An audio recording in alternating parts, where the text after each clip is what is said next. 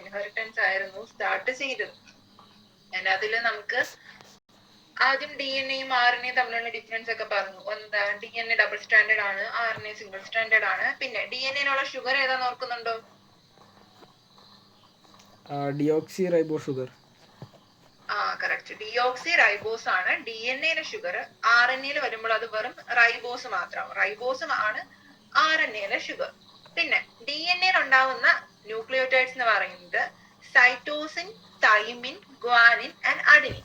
RNA-യിൽ വരുമ്പോഴോ ബാക്കി ഗ്വാനിനും അഡെനിനും സൈറ്റോസിനും അവിടെ ഉണ്ട്, പക്ഷെ തൈമിന് പകരം യുറാസിലായിരിക്കും ഉണ്ടാവുന്നത്. ഇത്രയൊക്കെയായിരുന്നു DNA RNA തമ്മിലുള്ള ഡിഫറൻസ് ഒക്കെ പറഞ്ഞത്. പിന്നെ നമ്മൾ DNA-യുടെ സ്ട്രക്ചറിന്റെ കാര്യം തുടങ്ങിയായിരുന്നു അല്ലെ? അത് കംപ്ലീറ്റ് ആയി തോന്നുന്നല്ലോ. DNA-യുടെ കാര്യം പറഞ്ഞു. DNA എന്ന് പറയുന്നത് എന്താ? Polymer of deoxyribonucleotides. ന്യൂക്ലിയോടൈഡ്സും ഡിയോക്സി റൈബോ ഷുഗറും എല്ലാം കൂടി ഉള്ള ഒരു ലോങ് ചെയിൻ ലൈക്ക് സ്ട്രക്ചർ ആണ് DNA. DNA എന്ന് വെച്ചാൽ ഡിയോക്സി റൈബോ ന്യൂക്ലിക് ആസിഡ് എന്ന് പറയുന്നത്. അതിന്റെ ലെന്ത് എന്ന് പറയുന്നത് ന്യൂക്ലിയോടൈഡിന്റെ നമ്പർ അനുസരിച്ചാണ് DNA-യുടെ ലെന്ത് നമ്മൾ കണക്കാക്കുന്നത്. ആൻഡ് പിന്നെ കുറച്ച് എക്സാമ്പിൾസിന്റെ കാര്യമൊക്കെ പറഞ്ഞായിരുന്നു. ബാക്ടീരിയോഫേജില് 5386 ന്യൂക്ലിയോടൈഡ്സ് ഉണ്ടാവും. ലാംഡ ബാക്ടീരിയോഫേജില് 48,502 ബേസ് പെയർസ്. ബേസ് പെയർസ് എന്ന് വെച്ചാൽ എന്താ? ന്യൂക്ലിയോടൈഡ്സിന്റെ എണ്ണം തന്നെയാണ് ബേസ് പെയർസ് എന്ന് പറയുന്നത്. പിന്നെ അങ്ങനെ നമ്മൾ പിന്നെ ഈക്വളോയുടെ കാര്യം പറഞ്ഞു. അതിന്റെ അവസാനം ഹ്യൂമൻ DNA-യുടെ കാര്യം. 3.3 × 10⁹ BP ബേസ് പെയർസ് ആണ് ഹ്യൂമൻ DNA-യുടെ ലെങ്ത്. പിന്നെ നമ്മൾ ആ പോളിന്യൂക്ലിയോടൈഡ് ചെയിനിന്റെ കാര്യം പറഞ്ഞായിരുന്നു അല്ലെ? അതിലുണ്ടാവുന്ന എന്തൊക്കെയാ? ന്യൂക്ലിയോസൈഡിന് കൂടെ, അതായത് നൈട്രജൻ ബേസും പെന്റോ ഷുഗറും ഫോസ്ഫേറ്റ് ഗ്രൂപ്പും. ഇത് മൂന്നും കൂടിയാണ് ഈ നമ്മുടെ പോളിന്യൂക്ലിയോടൈഡ് ചെയിനിലെ ബേസിക് ആയിട്ടുള്ള കമ്പോണന്റ്. സോ ന്യൂക്ലിയോടൈഡിനകത്ത് ഉണ്ടാവുന്നതായിരിക്കാം നൈട്രജൻ ബേസ് ഉണ്ടാവും, പെന്റോ ഷുഗർ ഉണ്ടാവും, ഡിയോക്സി റൈബോസ് അല്ലെങ്കിൽ അതിന്റെ ഒരു sugar molecule sorry nitrogen base ഉണ്ടാവും, പെന്റോ ഷുഗർ ഉണ്ടാവും, പിന്നെന്താ? Phosphate group. ഈ മൂന്ന് കാര്യങ്ങളാണ് ന്യൂക്ലിയോടൈഡിൽ ഉണ്ടാവുന്നത്. ആൻഡ് അതിൽ തന്നെ നൈട്രജൻ ബേസും പെന്റോ ഷുഗറും അത് രണ്ടും കൂടെ നമ്മൾ ഒരുമിച്ച് പറയുന്ന പേരാണ് ന്യൂക്ലിയോസൈഡ്. ഈ ന്യൂക്ലിയോടൈഡും ന്യൂക്ലിയോസൈഡും മാറിപ്പോവാണ്ട് പഠിക്കണം കേട്ടോ. ന്യൂക്ലിയോസൈഡ് എന്ന് വെച്ചാൽ എന്താ? നൈട്രജൻ ബേസും പെന്റോ ഷുഗറും കൂടെ ഒരുമിച്ച് അതിന്റെ ഒരു ഒരുമിച്ചുള്ള സ്ട്രക്ചറിന് പറയുന്ന പേരാണ് ന്യൂക്ലിയോസൈഡ്. ഈ ന്യൂക്ലിയോസൈഡിന്റെ കൂടെ നമ്മൾ ഒരു ഫോസ്ഫേറ്റ് ഗ്രൂപ്പും കൂടെ അറ്റാച്ച് ചെയ്ത് കഴിയുമ്പോഴാണ് അത് ന്യൂക്ലിയോടൈഡ് ആയിട്ട് മാറുന്നത്. സോ അതിന് പിന്നെ നമ്മൾ അതിലുള്ള ഓരോ ടൈപ്പ് ഓഫ് നൈട്രജൻ ബേസും പെന്റോ ഷുഗറിന്റെ ഒക്കെ കാര്യം പറഞ്ഞു. ലൈക്ക് RNA-യില് റൈബോ ഷുഗർ ആണ്, ഡിയോക്സി റൈബോസ് ആണ് DNA-യില്. പിന്നെ നൈട്രജൻ ബേസസ് രണ്ട് ടൈപ്പ് ഉണ്ട്, പ്യൂരിൻസും പിരിമിഡിൻസും. അത് ജസ്റ്റ് ഒരു ക്ലാസിഫിക്കേഷൻ ആയിട്ട് ഓർത്തിരുന്നാൽ മതി കേട്ടോ. ഏതാന്ന് എക്സാമ്പിൾ പഠിച്ചു വെച്ചാൽ മതി. നൈട്രജൻ ബേസസിനെ നമുക്ക് രണ്ടായിട്ട് ക്ലാസിഫൈ ചെയ്യാം. പ്യൂരിൻസും ഉണ്ട്, പിരിമിഡിൻസും ഉണ്ട്. അതിൽ തന്നെ ഈ പ്യൂരിൻസിൽ വരുന്നതാണ് അഡനിനും ഗ്വാനിനും പ്യൂരിൻസും. അതുപോലെ തന്നെ സൈറ്റോസിൻ, യുറാസിൽ ആൻഡ് തൈമിൻ, ഇത് മൂന്നും ഏതാ? പിരിമിഡിൻസും ആണ്. പിരിമിഡിൻസ് ആയിട്ടാണ് നമ്മൾ ക്ലാസിഫൈ ചെയ്യുന്നത്. ആൻഡ് നമുക്ക് നോക്കിയാൽ അറിയാം അഡെനിൻ ആരുമായിട്ടാ ബോണ്ട് ചെയ്യുന്നത്? ഓർക്കുന്നുണ്ടോ? ഗ്വാനിനല്ല, അഡെനിനും തൈമിനും. അറ്റ് എന്ന് ഓർത്താൽ മതി. നമ്മൾ ഇംഗ്ലീഷിലെ വാക്കില്ലേ അറ്റ്. അപ്പം അഡെനിൻ എപ്പോഴും തൈമിനായിട്ടായിരിക്കും ഗ്രൂപ്പ് ചെയ്യുന്നത്. ഇപ്പൊ RNA ആണെങ്കിൽ അവിടെ തൈമിന് പകരം വരുന്ന ആളാരാ? യുറാസിലായിരിക്കും. സോ അഡെനിനും തൈമിനും ഗ്രൂപ്പ് ആവും. അറ്റെന്ന് നമ്മുടെ ഇംഗ്ലീഷ് വേർഡ് ഓർത്തിരുന്നാൽ മതി ഇംഗ്ലീഷിലെ. സോ എയും ടിയും തമ്മിലാണ് ബോണ്ട് ചെയ്യാം. പിന്നെ മിച്ചുള്ള ആൾക്കാർ ആരാ? ഗ്വാനിനും സൈറ്റോസിനും. സോ ഗ്വാനിനും സൈറ്റോസിനും അവർ തമ്മിലും ബോണ്ട് ചെയ്യും. നമ്മൾ നോക്കിയാൽ അറിയാം ഈ അഡെനിനും ഗ്വാനിനും എന്താ? പ്യൂരിൻസാ. തൈമിൻ, യുറാസിൽ, സൈറ്റോസിൻസ് ഒക്കെ പിരമിഡിൻസാ. സോ ഒരു പ്യൂരിനും ഒരു പിരമിഡിനും കൂടി ആയിട്ടായിരിക്കും അവർ കോംപ്ലിമെന്ററി പെയർ ആയിട്ട് കാണുന്നത്. അത് ജസ്റ്റ് അറിഞ്ഞിരുന്നാൽ മതി, അത്ര ഇമ്പോർട്ടന്റ് ഒന്നുമല്ല. പിന്നെ ഇതിനകത്ത് ഏതിന്റെ ഓപ്പോസിറ്റ് ആര് വരുന്നു എന്നുള്ളത് ഇമ്പോർട്ടന്റ് ആണ്. അഡെനിൻ ഓപ്പോസിറ്റ് തൈമിൻ അല്ലെങ്കിൽ യുറാസിൽ. RNA ആണെങ്കിൽ യുറാസിൽ. ഗ്വാനിൻ ഓപ്പോസിറ്റ് ഇവിടെ എഴുതിയിരിക്കുന്നതിൽ ഒരു മിസ്റ്റേക്ക് ഉണ്ട്. ജിയുടെ കൂടെ യു അല്ല, ജിയുടെ കൂടെ സി ആണ് വരുന്നത്. ആൻഡ് ഗ്വാനിന്റെ കൂടെ ആരാ വരാ? സൈറ്റോസിൻ ആയിരിക്കും വരാ. പിന്നെ അഡെനിനും തൈമിനും തമ്മിലുള്ളത് ഡബിൾ ബോണ്ട് ആയിരിക്കും. ഗ്വാനിനും സൈറ്റോസിനും ഇടയിൽ കാണുന്നത് ട്രിപ്പിൾ ബോണ്ടും ആയിരിക്കും. അതിനെക്കുറിച്ച് നമുക്ക് കുറച്ചും കൂടി ഡീറ്റെയിൽ ആയിട്ട് പഠിക്കാനുണ്ട് കേട്ടോ ഈ വരുന്ന സ്ഥലത്ത്. ഇക്കാര്യം തന്നെ ഒന്നും കൂടെ നമുക്ക് പറയാൻ നേരം. പിന്നെ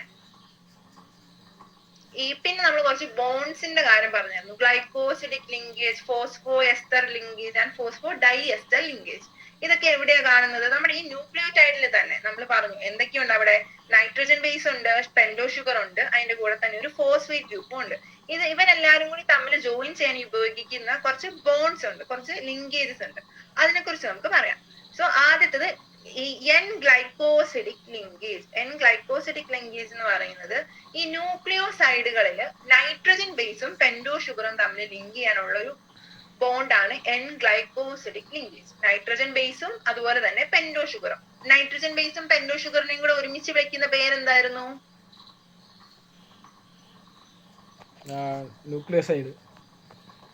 വെരി ഗുഡ്. ന്യൂക്ലിയോസൈഡ് ആണ് നൈട്രജൻ ബേസും പെന്റോ ഷുഗറും തമ്മിൽ കൂടെ ജോയിൻ ചെയ്തതിനെ വിളിക്കുന്നത്. ആൻഡ് അതിലുള്ള ബോണ്ടാണ് എൻ ഗ്ലൈക്കോസിഡിക് ലിങ്കേജ്. അപ്പോ ന്യൂക്ലിയോസൈഡ് എന്ന് പറയുമ്പോൾ തന്നെ നമ്മൾ ഓർക്കേണ്ടത് എന്താ? എൻ ഗ്ലൈക്കോസിഡിക് ലിങ്കേജിന്റെ കാര്യം ഓർക്കണം. സോ അത് ക്ലിയർ അല്ലേ? നൈട്രജൻ ബേസും പെന്റോ ഷുഗറും. ഈ ഫിഗറിൽ കണ്ടോ, ഈ എന്ന് കൊടുത്തിരിക്കുന്നത് അത് അഡനിനെ സൂചിപ്പിക്കുന്ന കേട്ടോ. സോ അതാണ് ഇവിടുത്തെ നൈട്രജൻ ബേസ്. ആൻഡ് ഈ പെന്റഗണൽ ഷേപ്പിലുള്ളതാണ് പെന്റോ ഷുഗർ. സോ അപ്പൊ ഇവിടെ ഗ്ലൈക്കോസിഡിക് ലിങ്കേജ് ഏതായിരിക്കും? ഈ നൈട്രജൻ ബേസിനും പെന്റോ ഷുഗറിനും കൂടി ഇടയ്ക്ക് കാണുന്ന ഇതായിരിക്കും നമ്മുടെ എൻ ഗ്ലൈക്കോസിഡിക് ലിങ്കേജ് എന്ന് പറയുന്നത്.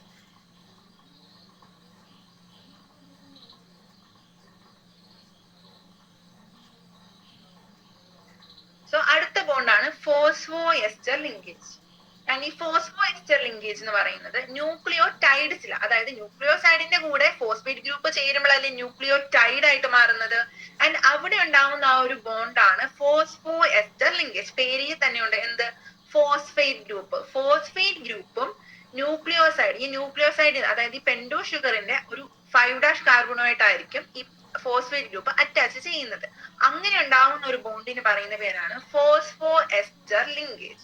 So phosphate group is linked to the OH of the 5' carbon of a nucleoside through phosphoester linkage. Phosphoester linkage എന്ന് വെച്ചാൽ ഫോസ്ഫേറ്റ് ഗ്രൂപ്പും ന്യൂക്ലിയോസൈഡ്, അതായത് ആ ന്യൂക്ലിയോസൈഡിലെ പെന്റോ ഷുഗറിന്റെ 5' കാർബണുമായിട്ട് ഫോം ചെയ്യുന്ന ബോണ്ടാണ് ഫോസ്ഫോ എസ്റ്റർ ലിങ്കേജ്. ഇനി അടുത്തത് വേറൊരു ലിങ്കേജും കൂടെ പഠിക്കാനുണ്ട്. ആൻഡ് അതിന്റെ പേര് 3' 5' ഫോസ്ഫോ ഡൈ എസ്റ്റർ ലിങ്കേജ്. ഇവിടെ എന്താ? ഫോസ്ഫോ എസ്റ്റർ ലിങ്കേജ് ആയിരുന്നു. ആൻഡ് അടുത്തതെന്ന് പറയുന്നത് ഫോസ്ഫോ ഡൈ എസ്റ്റർ ലിങ്കേജ് ആണ്. കാരണം എന്താ? അവിടെ എന്ന് വെച്ചാല് രണ്ട് ന്യൂക്ലിയോടൈഡ്സ് തമ്മിൽ ജോയിൻ ചെയ്യാൻ വേണ്ടിയിട്ട് നമുക്കറിയാം DNA എന്ന് വെച്ചാൽ എന്താ? ഒരു പോളി ന്യൂക്ലിയോടൈഡ് ചെയിനാ. മൾട്ടിപ്പിൾ, ഒത്തിരി അധികം ന്യൂക്ലിയോടൈഡ്സിനെ ഒരുമിച്ച് കണക്ട് ചെയ്തിട്ടുള്ള ഒരു ചെയിനാണ് DNA. അപ്പൊ ആ DNAയില് രണ്ട് ന്യൂക്ലിയോടൈഡ്സിനെ തമ്മിൽ ജോയിൻ ചെയ്യാൻ യൂസ് ചെയ്യുന്ന ബോണ്ടാണ് 3' 5' ഫോസ്ഫോ ഡൈ എസ്റ്റർ ലിങ്കേജ്. അതങ്ങനെ പറയുന്നത് എന്തുകൊണ്ടാന്ന് വെച്ചാൽ അതിന്റെ ഡയറക്ഷൻ, നമ്മുടെ DNA സ്ട്രാൻഡിന്റെ ഡയറക്ഷൻ അനുസരിച്ചാണ് അവിടെ ആ 3' 5' വരുന്നത് കേട്ടോ. So 3' 5' phosphodiester linkage ആണ് എന്തിനെ ഫോം ചെയ്യുന്നത്? ഡൈന്യൂക്ലിയേറ്റൈഡ് അല്ലെങ്കിൽ ഒരു പോളിന്യൂക്ലിയോടൈഡ് ചെയിൻ ഫോം ചെയ്യാൻ രണ്ട് ന്യൂക്ലിയോടൈഡ്സിനെ തമ്മിൽ ബന്ധിപ്പിക്കുന്നത്. നമ്മളിപ്പോ നോക്കുവാണെങ്കിൽ ഇതെന്ന് പറയുന്നത് 5' ഉണ്ട് അല്ലെ.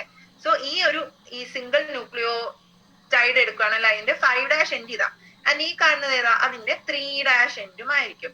ആൻഡ് ഈ സെക്കൻഡ് ന്യൂക്ലിയോടൈഡിന്റെ 5' എൻഡ് ആണ് ഇത്. ആൻഡ് സോ നമ്മൾ ഈ പേര് പറയുന്നത് എങ്ങനെയായിരുന്നു? 3' 5' എന്നായിരുന്നു അല്ലെ. സോ ഈ 3'നെയും ഈ ഒരു 5'നെയും ജോയിൻ ചെയ്യുന്ന ഫോസ്ഫോ ഡൈ എസ്റ്റർ ലിങ്കേജ് ആണ് ഈ കാണുന്ന ഒരു ബോണ്ട്. സോ അത് എന്ത് ചെയ്യുന്നു? ഡൈന്യൂക്ലിയോടൈഡ്സിനെ ഫോം ചെയ്യുന്നു. രണ്ട് ന്യൂക്ലിയോടൈഡ്സിനെ തമ്മിൽ ജോയിൻ ചെയ്യുന്നു. ഇതാണ് നമ്മൾ മെയിൻ ആയിട്ട് പറഞ്ഞ 3 ലിങ്കേജസ്. ഓക്കെ ആണോ? അത്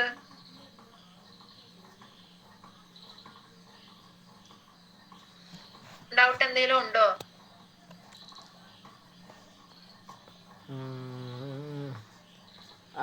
ഓക്കെ.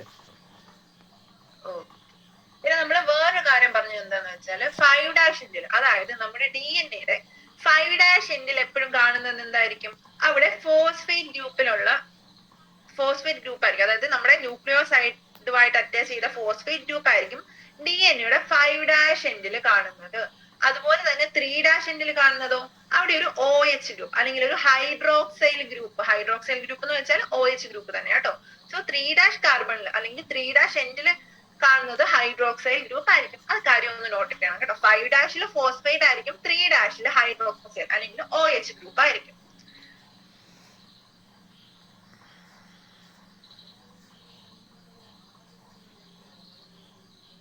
പിന്നെ നമ്മൾ ഈ DNA ബാക്ക് ബോൺ എന്ന് പറയുന്നത് എന്തായിരുന്നു? DNA ബാക്ക് ബോൺ എന്ന് പറയുന്നത് നൈട്രജൻ ബേസും ഷുഗറും കൂടി ലിങ്ക് ചെയ്തിരിക്കുന്ന ആ ഒരു സ്ട്രക്ചറിനെയാണ് നമ്മൾ DNA ബാക്ക് ബോൺ എന്ന് പറയുന്നത്. ഞാൻ വേറൊരു ഫിഗർ കാണിച്ചു തരാം, കയ്യിലുണ്ടോ ഞാൻ നോക്കട്ടെ കേട്ടോ.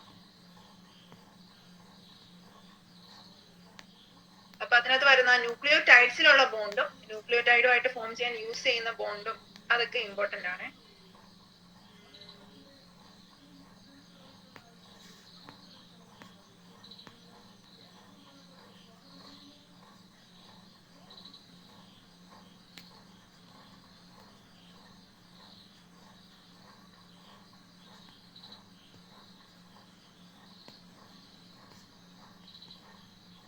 ഡയഗ്രാം എന്റെ കയ്യിലില്ല, ഞാൻ പിന്നെ എപ്പോഴെങ്കിലും അത് ഗ്രൂപ്പിലേക്ക് ഇട്ടേക്കാം കേട്ടോ. ആ ഗ്രൂപ്പ് ആ ലിങ്കേജ് മാത്രമുള്ള ഒരു ചെറിയ ഡയഗ്രാം, അത് മാത്രം പഠിക്കുകയാണെങ്കിൽ നമുക്കത് എന്ത് ചെയ്യാൻ പറ്റും, ആ ഫിഗർ നോക്കി അതിനെ എക്സ്പ്ലെയിൻ ചെയ്ത് എഴുതാനായിട്ട് സാധിക്കും. ഓക്കെ, സോ പിന്നെ പറഞ്ഞത് ഡബിൾ ഹെലിക്സ് നമ്മൾ സ്റ്റാർട്ട് ചെയ്തായിരുന്നോ? ഇവിടെ വരെയാണോ പറഞ്ഞു നിർത്തിയത്? ഓർക്കുന്നുണ്ടോ?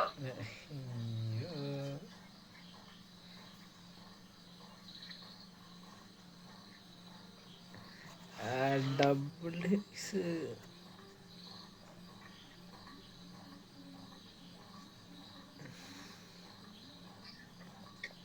ഇവിടെ വരെയാണെന്നാണ് എന്റെ ഓർമ്മ. എനിക്ക് നമുക്ക് ഇവിടെ തൊട്ട് ബാക്കി എടുത്തു പോരാം കേട്ടോ. എന്തായാലും ഈ ലിങ്കേജ് കാര്യങ്ങളൊക്കെ നമ്മൾ അന്ന് ഡിസ്കസ് ചെയ്തതല്ലേ, ഈ ഫിഗറും സ്ട്രക്ചറൊക്കെ. അതൊക്കെ അവിടം വരെയൊക്കെ ചെയ്തതാ. ഇത് കഴിഞ്ഞിട്ട് ഇവിടെ ഈ ഒരു പാരഗ്രാഫ് കഴിഞ്ഞോ എന്നൊരു ഡൗട്ട് ഉണ്ട്. ഇല്ല എന്നാണ് തോന്നുന്നത്. എനിക്ക് ഓക്കെ നമുക്ക് ഇവിടെ തൊട്ട് സ്റ്റാർട്ട് ചെയ്യാം കേട്ടോ. 5' പിന്നെ നമ്മൾ DNA പറഞ്ഞു എന്തായിരുന്നു? 5' എൻഡിൽ ഫോസ്ഫേറ്റ് ഗ്രൂപ്പ് ഉണ്ട്, 3' എൻഡിൽ ഹൈഡ്രോക്സിൽ ഗ്രൂപ്പ് ഉള്ള കാര്യം പറഞ്ഞു. RNA എങ്ങനെയാ? RNA ഒരു OH ഗ്രൂപ്പ് എക്സ്ട്രാ ആയിട്ട് കാണും. അതായത് റൈബോസ് ഷുഗറിന്റെ സെക്കൻഡ് പൊസിഷനിൽ അതില് ഒരു OH ഗ്രൂപ്പ് എക്സ്ട്രാ കാണുന്നതാണ് RNAയും DNA തമ്മിലുള്ള ഡിഫറൻസ്. പിന്നെ RNAയില് തൈമിന്റെ സ്ഥാനത്ത് എന്തായിരിക്കും കാണാ? യുറാസിലായിരിക്കും കാണാ. നമ്മൾ നേരത്തെ തൊട്ട് പറഞ്ഞ അല്ലെ. അപ്പൊ ആ കാര്യം വളരെ ഇമ്പോർട്ടന്റ് ആണ്. RNAയിൽ എന്തില്ല?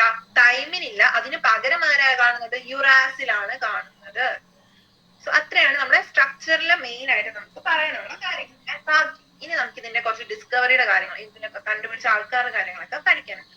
So DNA as an acidic substance present in the nucleus was first identified by Frederick Miescher in 1869. So 1869 Frederick Miescher എന്ന് പറയുന്ന സയന്റിസ്റ്റ് ആണ് എന്തിനെ കണ്ടുപിടിച്ചത്? ന്യൂക്ലിയസിനകത്ത് ഒരു അസിഡിക് സബ്സ്റ്റൻസ് ഉണ്ട്, അത് DNA എന്ന് പറയുന്ന ഒരു സബ്സ്റ്റൻസ് ഉള്ള കാര്യമൊക്കെ കണ്ടുപിടിച്ച ആളാണ് ഫ്രെഡറിക് മീഷർ. ആ പേര് ജസ്റ്റ് ഒന്ന് ഓർത്തിരിക്കുക, വർഷവും പഠിച്ചു വെച്ചേക്കുക കേട്ടോ. ആൻഡ് അദ്ദേഹം അതിനെ വിളിച്ച പേരെന്താ? ന്യൂക്ലീൻ. സോ ന്യൂക്ലീൻ ആണ് ഫ്രെഡറിക് മീഷർ അന്ന് DNA-ക്ക് പേര് കൊടുത്തത്. കാരണം അന്ന് അതിന്റെ ബാക്കിയുള്ള ഡീറ്റെയിൽ സ്ട്രക്ചറിനെ കുറിച്ചൊന്നും അറിയില്ലായിരുന്നല്ലോ. സോ ഇങ്ങനെ ഒരു സബ്സ്റ്റൻസ് ഉണ്ട് ന്യൂക്ലിയസിനകത്ത് ആൻഡ് അതൊരു ആസിഡിക് നേച്ചർ ഉള്ളതാണ് എന്നൊക്കെ പറഞ്ഞ ആളാണ് ഫ്രെഡറിക് മീഷർ. ആൻഡ് അതൊക്കെ കഴിഞ്ഞു 1953 ആയപ്പോ, അതായത് ഇത് 1869 ആൻഡ് ഓൾമോസ്റ്റ് 100 years ഒക്കെ കഴിയുന്ന സമയത്ത്, ഒരു 1953 ആവുന്ന സമയത്ത് എന്ത് സംഭവിച്ചു? അന്നേരം ടെക്നോളജി ഒക്കെ കുറച്ചും കൂടി ഡെവലപ്ഡ് ആയി. ആൻഡ് അങ്ങനെ ജെയിംസ് വാട്സണും ഫ്രാൻസിസ് ക്രിക്കും എന്ന് പറയുന്ന രണ്ട് സയന്റിസ്റ്റുകളും കൂടി DNA-യുടെ എക്സ്റേ ഡിഫ്രാക്ഷൻ, അതായത് ഈ എക്സ്റേ ക്രിസ്റ്റലോഗ്രഫി എന്നൊക്കെ പറയും. അതെന്താന്ന് വെച്ചാൽ ഈ ചെറിയ ഈ മോളിക്കുലാർ ആയിട്ടുള്ള സബ്സ്റ്റൻസിന്റെ ഒക്കെ അകത്തുള്ളത് അതിന്റെ അറേഞ്ച്മെന്റ് എങ്ങനെയാന്നൊക്കെ മനസ്സിലാക്കാൻ വേണ്ടിയിട്ട് ചെയ്യുന്ന ഒരു എക്സ്പെരിമെന്റ് ആണ് എക്സ്റേ ഡിഫ്രാക്ഷൻ അല്ലെങ്കിൽ എക്സ്റേ ക്രിസ്റ്റലൈസേഷൻ എന്നൊക്കെ പറയും. അവർ അതിന്റെ ഡേറ്റയൊക്കെ വെച്ചാണ് എന്ത് ചെയ്തു? അവർ ഈ DNA-യുടെ ഒരു സ്ട്രക്ചർ ഓൾമോസ്റ്റ് പ്രപ്പോസ് ചെയ്തു. സോ അത് പ്രപ്പോസ് ചെയ്ത ആൾക്കാരാണ് ജെയിംസ് വാട്സണും ഫ്രാൻസിസ് ക്രിക്കും. അവരാണ് DNA ഡിസ്കവർ ചെയ്തത്. ആൻഡ് അവര് ഈ ഡിസ്കവറിക്ക് യൂസ് ചെയ്ത ഡേറ്റാസ്, അതായത് അവര് ഈ ഒത്തിരി ആൾക്കാർ ഒരേ കാര്യത്തിനെ കുറിച്ച് പഠിച്ചുകൊണ്ടിരിക്കുന്ന സമയമാണല്ലോ. സോ അന്നേരം എന്ത് പറ്റും? ഇവരൊക്കെ ചെയ്തിരുന്നതില് ഈ റോസലിൻഡ് ഫ്രാങ്ക്ലിനും മൗറിസ് വൈക്കിങ്സ് അവരുടെ സ്റ്റഡിയുടെ ഡേറ്റയും കൂടി വെച്ചിട്ടാണ് ഈ ജെയിംസ് വാട്സണും ഫ്രാൻസിസ് ക്രിക്കും ഈ ഒരു DNA-യുടെ ഡബിൾ ഹെലിക്സ് സ്ട്രക്ചർ കണ്ടുപിടിക്കുന്നത്. സോ DNA-യുടെ ഡബിൾ ഹെലിക്സ് സ്ട്രക്ചർ കണ്ടുപിടിച്ച അല്ലെങ്കിൽ ഡബിൾ ഹെലിക്സ് മോഡൽ കണ്ടുപിടിച്ച ആരാന്ന് ചോദിച്ചാൽ നമ്മൾ പറയുന്നത് ആരുടെ പേരാ? Watson and Crick. ജെയിംസ് വാട്സണും ഫ്രാൻസിസ് ക്രിക്കുമാണ് 1953 double helix model of DNA discover ചെയ്യുന്നത്. പിന്നെ അവർ അതിൽ കണ്ടുപിടിച്ചത് എന്തായിരുന്നു? ഡബിൾ ഹെലിക്സിനായിട്ടുള്ള സ്ട്രക്ചറിലാണ് അത് പോകുന്നതെന്നുള്ള കാര്യം കണ്ടുപിടിച്ചു. അതുപോലെ തന്നെ അതിലെ ബേസസ് പെയർ ചെയ്യുന്നത് നമ്മൾ പറഞ്ഞില്ലേ, AT അതായത് അഡിനിനും തൈമിനും ആണ് പെയർ ചെയ്യുന്നത്. അതുപോലെ തന്നെ ഗ്വാനിനും സൈറ്റോസിനും കൂടി ആ പെയർ ചെയ്യുന്നതിനുള്ള കാര്യങ്ങളൊക്കെ അവർക്ക് എന്തിലൂടെ എക്സ്പ്ലെയിൻ ചെയ്യാൻ പറ്റി? ഈ ഡബിൾ ഹെലിക്സ് മോഡലിലൂടെ എക്സ്പ്ലെയിൻ ചെയ്യാൻ പറ്റി. ആൻഡ് അതിനോടൊപ്പം തന്നെ വേറൊരു സയന്റിസ്റ്റ് ആണ് എർവിൻ ചാർഗാഫ്. എർവിൻ ചാർഗാഫ് എന്ന് പറയുന്ന സയന്റിസ്റ്റ് ഒരു ലോ അല്ലെങ്കിൽ എന്താ ഒരു റൂള് പ്രൊഡ്യൂസ് ചെയ്തു. അതാണ് ചാർഗാഫ് റൂൾ എന്നൊക്കെ പറയും കേട്ടോ.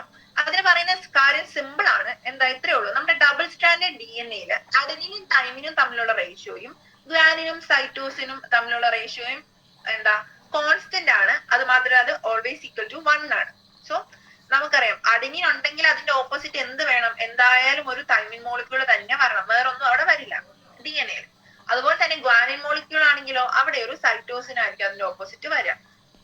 ആൻഡ് അതുകൊണ്ട് തന്നെ നമ്മുടെ ഏതൊരു ഓർഗാനിസത്തിന്റെ DNA എടുത്താലും അതിൽ ഗ്വാനിന്റെ എമൗണ്ടും സൈറ്റോസിന്റെ എമൗണ്ടും ഈക്വൽ ആയിരിക്കണം. അഡനിന്റെ എമൗണ്ടും തൈമിന്റെ എമൗണ്ടും തമ്മിൽ എന്തായിരിക്കണം? ഈക്വൽ ആയിരിക്കണം. സോ ഇതാണ് ചാർഗാഫ് ലോ പറയുന്നത്. ആൻഡ് ഇത് ഈക്വൽ ആയതുകൊണ്ട് തന്നെ നമുക്ക് എന്ത് കിട്ടും?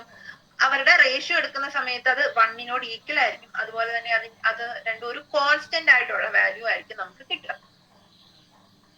ഇത്രയും ക്ലിയർ ആണോ?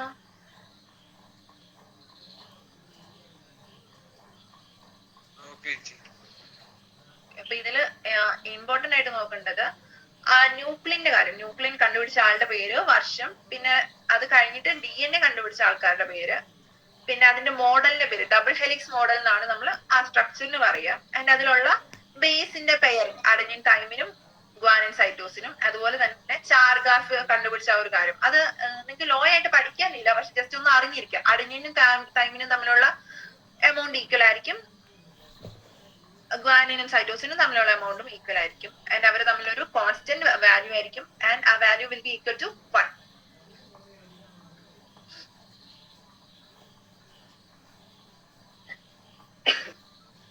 പിന്നെ നമ്മൾ നേരത്തെ കഴിഞ്ഞ ബയോടെക്നോളജിയുടെ ചാപ്റ്ററിൽ ഒരു കാര്യം പറഞ്ഞിരുന്നല്ലോ, കോംപ്ലിമെന്ററി സ്ട്രാൻഡ്സ്. അതായത് ഒരു സ്ട്രാൻഡ് ഓഫ് DNA-യിൽ നിന്ന് ബാക്കി സ്ട്രാൻഡ്സിനെ പ്രൊഡ്യൂസ് ചെയ്യുന്ന കാര്യം എന്ത് പഠിച്ചപ്പോഴാണ് അത് പറഞ്ഞത്? ഓർക്കുന്നുണ്ടോ? മറ്റേ പോളിമറൈസ്ഡ് ചെയിൻ റിയാക്ഷൻ അല്ലേ? അത് തന്നെ. പോളിമറൈസ് ചെയിൻ റിയാക്ഷൻ പഠിച്ചപ്പോ നമ്മൾ പറഞ്ഞു ഒരു ചെയിനോ, അതായത് നമ്മുടെ DNA-യുടെ ഒരു സ്ട്രാൻഡിന്റെ ബേസ് നമുക്ക് അറിയാമെങ്കിൽ നമുക്ക് അതിൽ നിന്ന് എന്ത് പ്രൊഡ്യൂസ് ചെയ്യാൻ പറ്റും? അടുത്ത അതിന്റെ കോംപ്ലിമെന്റ് ആയിട്ടുള്ള ചെയിനിനെ നമുക്ക് പ്രൊഡ്യൂസ് ചെയ്യാനായിട്ട് സാധിക്കും. ആൻഡ് അതിനെ കുറിച്ചുള്ള കാര്യങ്ങളൊക്കെ ഇവർക്ക് ഈ ഒരു ഡബിൾ ഹെലിക്സ് മോഡലിൽ നിന്ന് മനസ്സിലാക്കാനായിട്ട് സാധിക്കും. സോ പോളിന്യൂക്ലിയേറ്റഡ് ചെയിനിന്റെ ഒരു യുണീക്ക് പ്രോപ്പർട്ടിയാണ് അവരെന്താ complementary to each other. So ഒരു ബേസിന്റെ, അതായത് ഒരു സ്ട്രാൻഡിലുള്ള ബേസിനെ നമുക്ക് അറിയാമെങ്കിൽ അതിന്റെ ഓപ്പോസിറ്റ് ആയിട്ടുള്ള സ്ട്രാൻഡിന്റെ ബേസിസിനെ നമുക്ക് എന്ത് ചെയ്യാൻ പറ്റും? നമുക്ക് അതിനെ പ്രെഡിക്ട് ചെയ്യാൻ പറ്റും. അതായത് അതിന്റെ കോംപ്ലിമെന്ററി സ്ട്രാൻഡിനെ നമുക്ക് പ്രൊഡ്യൂസ് ചെയ്യാനായിട്ട് സാധിക്കും. സോ അതാണ് ഫസ്റ്റ്. പിന്നെ രണ്ടാമതായിട്ടുള്ളത് എന്താ? ഒരു DNA സ്ട്രാൻഡിൽ നിന്ന് നമുക്ക് എന്തിനെ പ്രൊഡ്യൂസ് ചെയ്യാൻ പറ്റും? പുതിയൊരു സ്ട്രാൻഡ് ഓഫ് DNA-നെ പ്രൊഡ്യൂസ് ചെയ്യാൻ പറ്റും. അതിന് പറയുന്ന പേര് എന്തായിരുന്നു? Template strand. നമ്മൾ ആ PCR ചെയ്തപ്പോൾ നമ്മൾ എന്ത് ചെയ്തു? ഇതിനെ 2 സ്ട്രാൻഡ്സ് ആക്കി മാറ്റിയിട്ട് 2 സ്ട്രാൻഡ്സിനും അതിന്റെ കോംപ്ലിമെന്ററി ആയിട്ടുള്ള ചെയിൻ പ്രൊഡ്യൂസ് ചെയ്തപ്പോൾ നമുക്ക് ആദ്യത്തെ DNA-നെ പോലെ തന്നെയുള്ള 2 കോപ്പീസ് പ്രൊഡ്യൂസ് ചെയ്യാൻ പറ്റി അല്ലെ? സോ ഈ പേരന്റൽ DNA-യിൽ നിന്ന് ടെംപ്ലേറ്റ് സ്ട്രാൻഡ്സിനെ നമുക്ക് സിന്തസൈസ് ചെയ്യാനായിട്ട് സാധിക്കും. സോ ഇതൊക്കെ നമുക്ക് മനസ്സിലായതിൽ നിന്ന് എന്ത് ചെയ്യാൻ പറ്റി? DNA-യുടെ സ്ട്രക്ചറിനെ കുറിച്ചുള്ള കൂടുതൽ ഡീറ്റെയിൽസ് നമുക്ക് മനസ്സിലാക്കാൻ പറ്റി. ആൻഡ് അടുത്ത കുറച്ചൊരു പോയിന്റ്സ് അത് ഇമ്പോർട്ടന്റ് ആണ്. Features of the double helix of DNA. DNA-യുടെ ഡബിൾ ഹെലിക്സ് സ്ട്രക്ചറിന്റെ ഫീച്ചേഴ്സ് ആണ്. സോ നമ്മളിപ്പോ പഠിച്ച കാര്യങ്ങൾ തന്നെയാണ്, ജസ്റ്റ് അത് ഒരു പോയിന്റ് ആക്കി പറയുന്നേ ഉള്ളൂ. It is made of 2 polynucleotide chains where the backbone is constituted by sugar phosphate and the bases are projected inside. So sugar ഉം ഫോസ്ഫേറ്റും കൂടിയുള്ള ബാക്ക്ബോണിൽ അറ്റാച്ച് ചെയ്തിരിക്കുമായിരിക്കും ആര് അതിനുള്ള നൈട്രജൻ ബേസസ്. നൈട്രജൻ ബേസും ഷുഗറും തമ്മിൽ അറ്റാച്ച് ചെയ്യുന്ന ബോണ്ട് ഏതായിരുന്നു?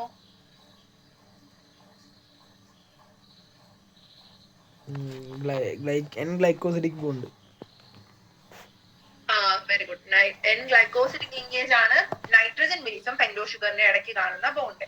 സോ ആ ന്യൂക്ലിയോ സൈഡിലുള്ള ബോൺസിന് പറയുന്ന പേരാണ് അതിന്റെ DNA ബാക്ക് ബോൺ. സോ ഷുഗറും ന്യൂക്ലിയോസൈഡ് അല്ല, ഷുഗറും ഫോസ്ഫേറ്റും തമ്മിലുള്ള ഒരു സ്ട്രക്ചറിന് പറയുന്നതാണ് DNA ബാക്ക് ബോൺ എന്നുള്ളത്.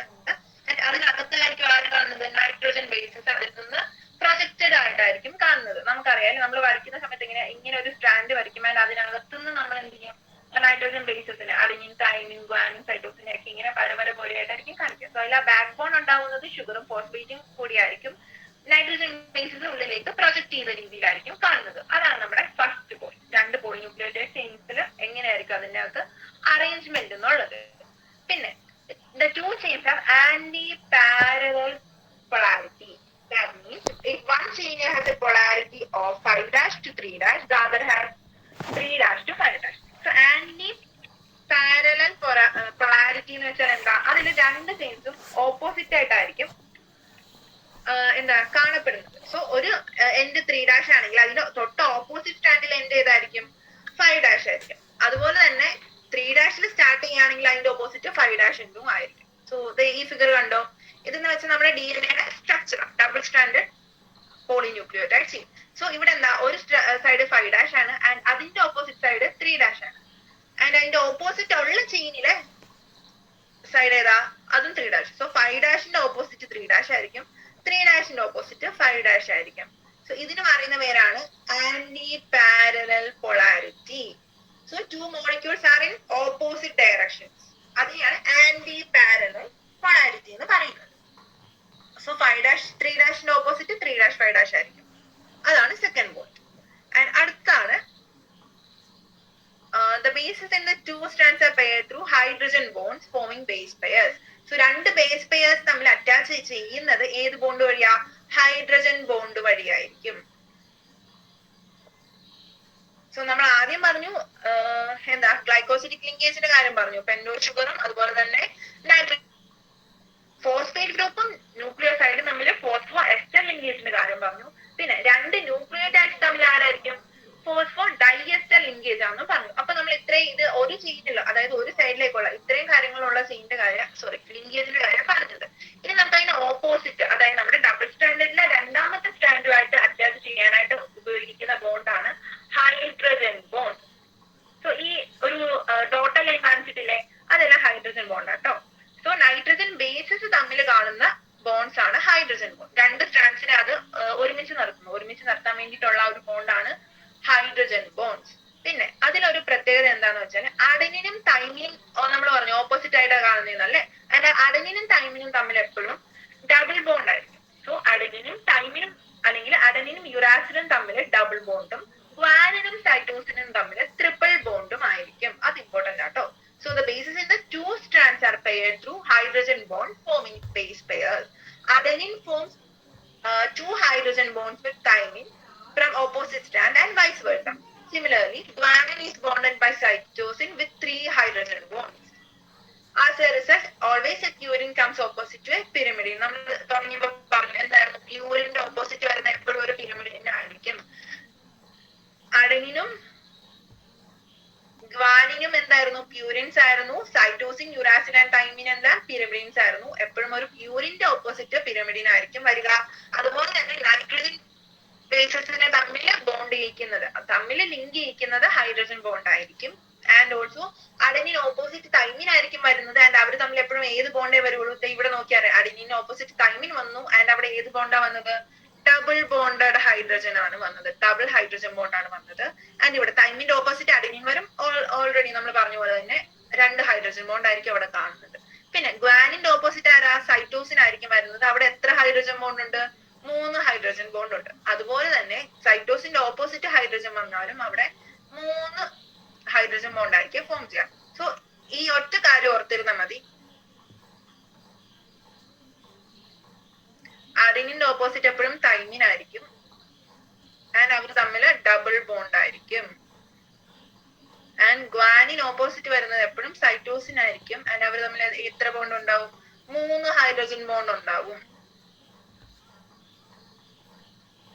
സോ ഇത് ഓർത്തിരിക്കുകയാണെങ്കിൽ നമുക്ക് എന്ത് ചെയ്യാൻ പറ്റും? ഈ ഒരു പോയിന്റിൽ ഇത്രയും കാര്യങ്ങൾ ഈ ഒരു 2 ചെറിയ ഇക്വേഷൻസ് പോലുള്ളതിൽ നിന്ന് നമുക്ക് എഴുതാൻ പറ്റും. അപ്പൊ അത് വലിച്ചു നീട്ടി പഠിക്കാതെ ജസ്റ്റ് എന്താണ് അറിഞ്ഞിരുന്നിട്ട് ഇതിൽ നിന്ന് എന്താ ചെയ്യാ, സെന്റൻസ് ആക്കി എഴുതിയാൽ മതി. ഈ കാര്യം ക്ലിയർ ആണോ? ഹൈഡ്രജൻ ബോണ്ടിന്റെ കാര്യം.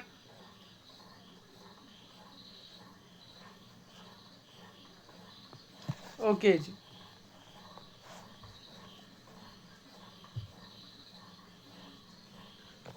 Okay, so അതായിരുന്നു third point. And fourth point എന്താ?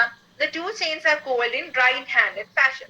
The pitch of the helix is 3.4 nanometer and there are roughly 10 base pairs in each turn. Consequently, the distance between a base pair in a helix is approximately 0.34 nanometer. So നമ്മൾ പറഞ്ഞു 2 chain ഉണ്ട്, അത് coiled ആയിട്ടുള്ള കാര്യമൊക്കെ നമ്മൾ പറഞ്ഞു. And ഈ coil ചെയ്യുന്ന സമയത്ത്, അതായത് നമ്മൾ ഒരു സാധനത്തിനെ തിരിക്കുന്ന സമയത്ത് നമുക്ക് എന്ത് ചെയ്യാൻ പറ്റും?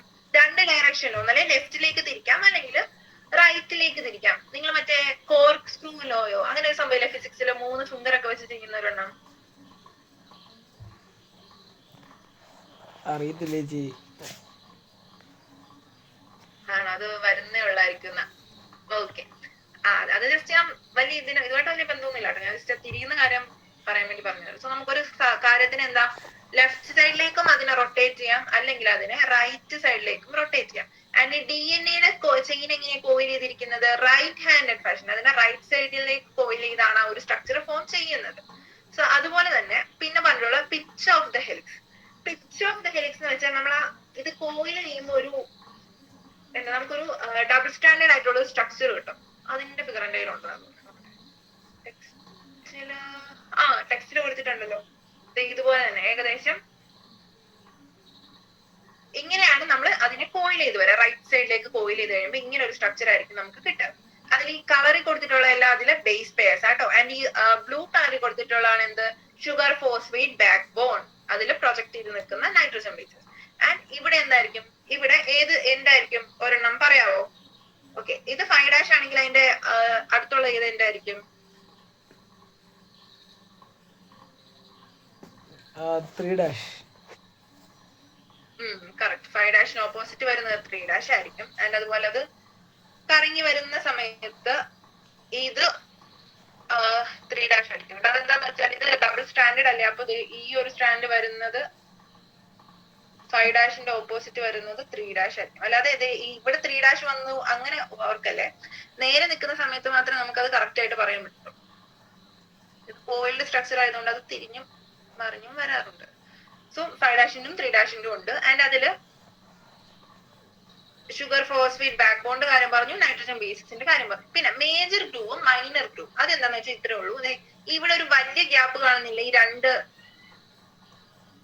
സ്ട്രക്ചേഴ്സ് തമ്മിൽ, 2 എക്സ്റ്റൻഷൻസ് തമ്മിൽ ഒരു വലിയ ഗ്യാപ്പ് കാണാൻ പറ്റും. അതിനെയാണ് നമ്മൾ മേജർ ഗ്രൂ എന്ന് പറയുന്നത്. ആൻഡ് ഇവിടെ എന്താ, ഇവിടെ ഒരു ചെറിയ ഗ്യാപ്പ് ആയിരിക്കും നമുക്ക് കാണാൻ പറ്റും. ഇവരെന്താ, ഇവർ അടുത്തടുത്ത് വരുന്നുണ്ട്. സോ അവിടുത്തെ ഡിസ്റ്റൻസ് കുറവായിരിക്കും. അതിന് പറയുന്ന പേരാണ് മൈനർ ഗ്രൂ.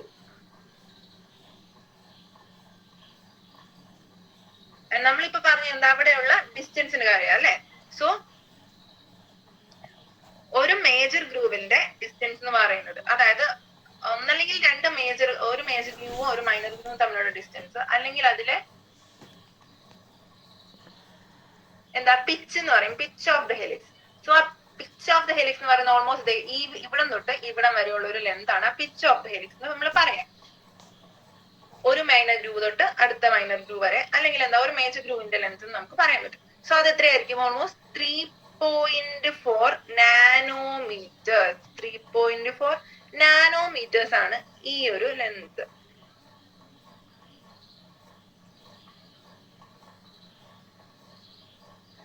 പിന്നെ ബേസ് പെയർസ് തമ്മിലുള്ള വ്യത്യാസം, അതായത് ബേസ് പെയർസ് തമ്മിലുള്ള ഡിസ്റ്റൻസ് എന്തായിരിക്കും? Consequently the distance between a base pair in a helix is approximately 3.4 nanometre. എന്ന് വെച്ചാൽ ഇത്രേ ഉള്ളൂ. ബേസ് പെയർസ് ഏതൊക്കെയാ? ഈ ഓരോ കളറിൽ കാണുന്നതാണ് ബേസ് പെയർസ്. ഇപ്പൊ ഇവർ പറഞ്ഞിരിക്കുന്ന അനുസരിച്ച് റെഡ് സൈറ്റോസിൻ ആണ്. സോ ഇത് സൈറ്റോസിൻ ആണ്. സൈറ്റോസിന്റെ ഓപ്പോസിറ്റ് വരുന്നത് ഗ്വാനിൻ ആണ്. ആൻഡ് ഈ യെല്ലോ കളർ അഡിനിൻ ആണ്. ആൻഡ് അഡിനിന്റെ ഓപ്പോസിറ്റ് വരുന്ന ഗ്രീൻ തൈമിൻ ആണ്. അപ്പൊ അതാണ് നമ്മുടെ ബേസ് പെയർസ്. ആൻഡ് ഇതിന്റെ ഈ ഒരു ലെങ്തിന്റെ ഇടയ്ക്ക് വരുന്ന ഡിസ്റ്റൻസ് ആണ് എത്ര? 0.34 നാനോമീറ്റർ. അപ്പൊ അത് മാറിപ്പോരുത്. ഒരു പിച്ച് എന്ന് പറയുന്നത് എത്രയാ? 3.4 നാനോമീറ്റേഴ്സ്. ആൻഡ് രണ്ട് ബേസ് പെയർസ് തമ്മിലുള്ള ലെങ്ത് എന്ന് പറയുന്നതോ അത് 0.34 നാനോമീറ്റേഴ്സ്.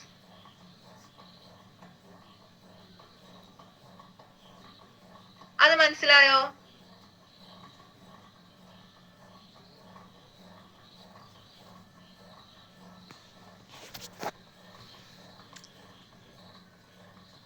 ചേച്ചി 3.4 എന്ന് പറഞ്ഞ പിച്ചിന്റെ അല്ലേ?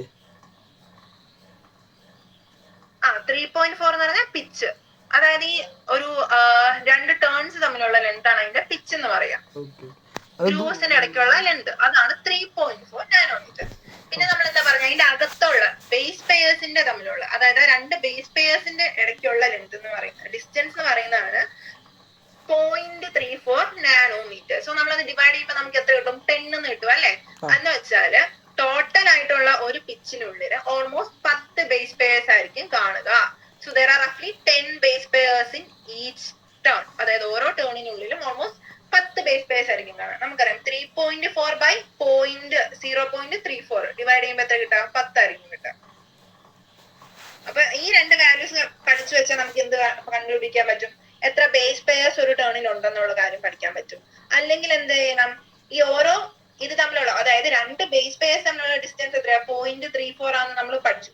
അങ്ങനെയാണെങ്കിൽ മൊത്തം 10 ബേസ് പെയർസ് ഒരു പിച്ചിനുള്ളിൽ ഉണ്ടെന്ന് നമുക്കറിയാം. അപ്പൊ എന്ത് ചെയ്താൽ മതി? അത് തമ്മിൽ മൾട്ടിപ്ലൈ ചെയ്യുമ്പോൾ നമുക്ക് 3.4 നാനോമീറ്റർ ഒന്നും കിട്ടും. അപ്പൊ ഈ ഏതെങ്കിലും രണ്ടെണ്ണം നന്നായിട്ട് പഠിച്ചു വെക്കുക. അതിൽ നിന്ന് നമുക്ക് എന്ത് ചെയ്യാം? മറ്റേനെ കണ്ടുപിടിക്കാൻ പറ്റും. അല്ലെങ്കിൽ കണ്ടുപിടിച്ചാൽ മതി കേട്ടോ. അപ്പൊ ആ ഡിസ്റ്റൻസ് ഇമ്പോർട്ടന്റ് ആണ്. 0.34ഉം 3.4ഉം തിരിഞ്ഞു പോകരുത്. പിച്ച് ആയിരിക്കും വലുത് എപ്പോഴും. സോ പിച്ച് എന്ന് വെച്ചാൽ അതിന് എന്താ? ഡിസ്റ്റൻസ് കൂടുതലുണ്ട്, അതുകൊണ്ട് അത് 3.4 നാനോമീറ്റർ ആണ്. രണ്ട് ബേസ് പെയർസ് തമ്മിലുള്ള ഡിസ്റ്റൻസ് എന്താ? കുറവാണ്, അതുകൊണ്ട് അതെന്താ? 0.34 നാനോമീറ്റേഴ്സ് ആണ്. ആൻഡ് ഒരു പിച്ചിൽ എത്ര ബേസ് പെയർസ് ഉണ്ടാവും? 10 ബേസ് പെയർസ് ഉണ്ടാവും. ഓക്കെ ആണോ അത്? ഓക്കെ. നമ്മുടെ ലാസ്റ്റ് പോയിന്റ് എന്താ? The plane of one base pair stacked over the other in double helix is, in addition to hydrogen bond, confers stability to the helical structure. So പിന്നെ പറഞ്ഞിട്ടുള്ളത് നമ്മുടെ ഈ base pairs തമ്മിൽ എന്താ? ഒരു double helix മോഡലിൽ കാണുന്നത് കൊണ്ട് തന്നെ എന്താ?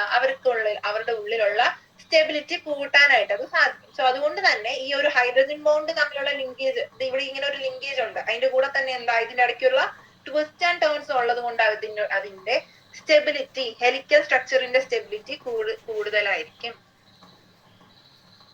ഇത്രയാണ് നമുക്ക് DNA-യുടെ സാലിയൻ ഫീച്ചേഴ്സ്. ഈ 5 പോയിന്റ്സ് ആണ്. സോ ആദ്യത്തെ എന്തായിരുന്നു? ഡബിൾ ഹെലിക് സ്ട്രക്ചറിൽ എന്താ? 2 പോളിന്യൂക്ലിയോടൈഡ് ചെയിനുള്ള കാര്യം പറഞ്ഞു. ബാക്ക് ബോൺ ആരാ? ഷുഗർ ഫോസ്ഫേറ്റ് ഗ്രൂപ്പ് ആണെന്നുള്ള കാര്യം പറഞ്ഞു. പിന്നെ അതിനകത്ത് ബേസസ് ഉണ്ട്. അത്രയായിരുന്നു ഫസ്റ്റ് പോയിന്റ്.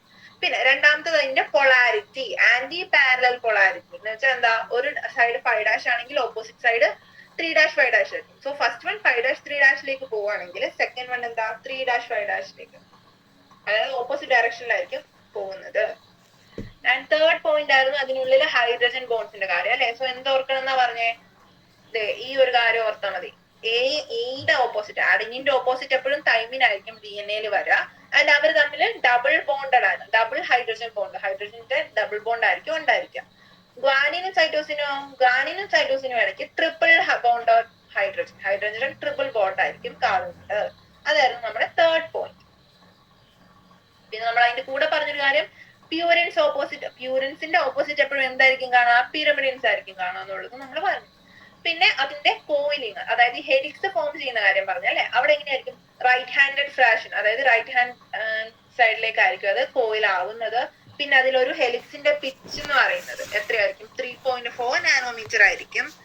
ആൻഡ് അതിനകത്ത് 10 ബേസ് പെയർസ് ആയിരിക്കും കാണുന്നത്. അതുപോലെ തന്നെ ഓരോ ബേസ് പെയർസ് തമ്മിലുള്ള ഡിസ്റ്റൻസ് എത്രയായിരിക്കും? 0.34 നാനോമീറ്റേഴ്സ് ആയിരിക്കും. And fifth point, last point എന്തായിരുന്നു? അതില് ഈ ഒരു ഡബിൾ ഹെലിക്സ് ഫോം ചെയ്യുന്ന സമയത്ത് ഓരോ ബേസ് പെയർസിന്റെ ഇടയ്ക്കോട്ട് അത് സ്റ്റാക്ക് ആയിട്ടായിരിക്കും കാണുക. അതൊരു എന്താ? അടുക്കിയ രീതിയിലായിരിക്കും കാണുന്നത്. അതുകൊണ്ട് തന്നെ എന്താ? അതിന് ഹൈഡ്രജൻ ബോണ്ടിന്റെ കൂടാതെ ഇതും കൂടെ, ഈ ഒരു ഹെലിക്കൽ സ്ട്രക്ചറും കൂടി ഉള്ളതുകൊണ്ട് അവിടെ ഈ ഡബിൾ ഹെലിക്സിന് സ്റ്റെബിലിറ്റി കൂടുതലായിരിക്കും, കൂടുതൽ സ്റ്റെബിലിറ്റി കിട്ടും.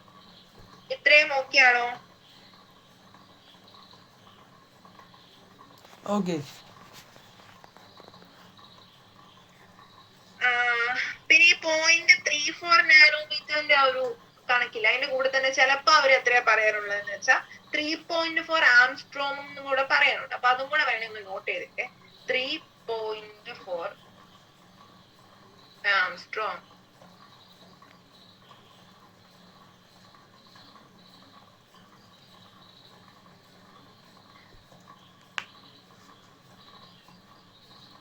ഈ ഓപ്ഷനിൽ എങ്ങനെ അവര് കൺഫ്യൂഷൻ ആക്കാൻ തന്നാൽ ജസ്റ്റ് അറിഞ്ഞിരിക്കുക കേട്ടോ.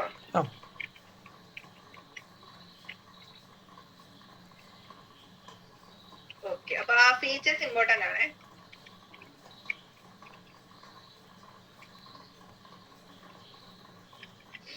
അടുത്തത്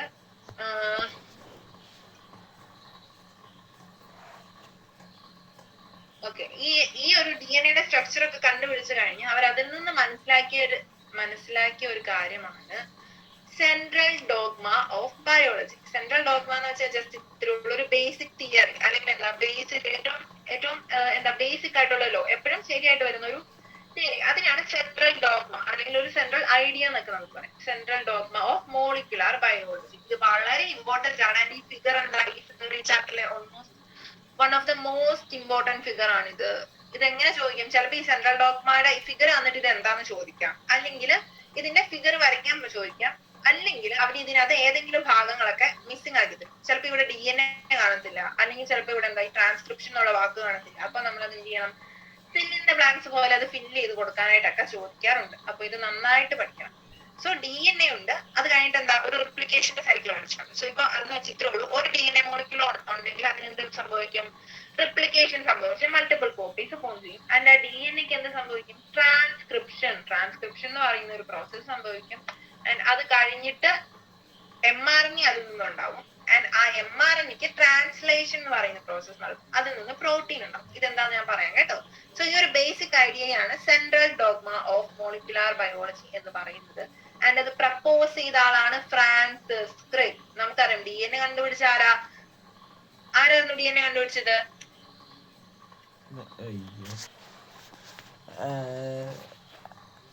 അത് നമ്മുടെ ഫ്രാൻസിസ് ക്രിക്ക്.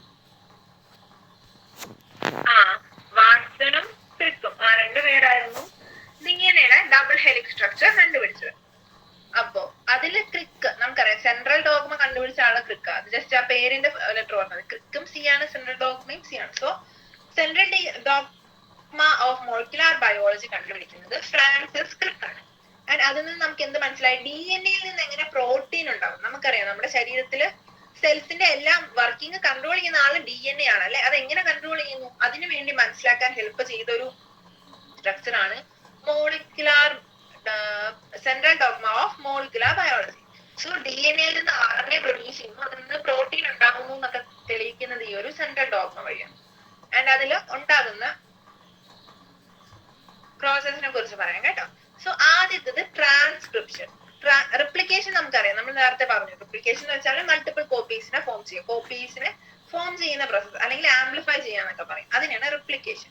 ആൻഡ് ട്രാൻസ്ക്രിപ്ഷൻ എന്താ, ട്രാൻസ്ക്രിപ്ഷൻ എന്ന് വെച്ചാൽ DNAയിലുള്ള ഇൻസ്ട്രക്ഷൻസിനെ ഒരു mRNA ആയിട്ട് മാറ്റും. നമുക്കറിയാം RNAയുടെ പ്രത്യേകത എന്താ, RNA സിംഗിൾ സ്റ്റാൻഡേർഡ് ആണ് അല്ലെ. RNA എന്ന് പറയുന്നത് സിംഗിൾ സ്റ്റാൻഡേർഡ് ആയിട്ടുള്ള സ്ട്രക്ചർ ആണ്. സോ ഡബിൾ സ്റ്റാൻഡേർഡ് ആയിട്ടുള്ള DNAയിൽ നിന്നും mRNA സിംഗിൾ സ്റ്റാൻഡേർഡ് ആയിട്ടുള്ള mRNA ഫോം ചെയ്യും. ആ ഒരു പ്രോസസ്സിന് പറയുന്ന പേരാണ് ട്രാൻസ്ക്രിപ്ഷൻ. ഈ mRNA എന്ന് വെച്ചാൽ മെസ്സഞ്ചർ RNA എന്നാണ് പറയാം. ജസ്റ്റ് mRNA എന്ന് അറിഞ്ഞാൽ മതി. മെസ്സഞ്ചർ RNA അല്ലെങ്കിൽ DNAയിൽ നിന്ന് mRNA ഫോം ചെയ്യുന്ന പ്രോസസ് ആണ് ട്രാൻസ്ക്രിപ്ഷൻ.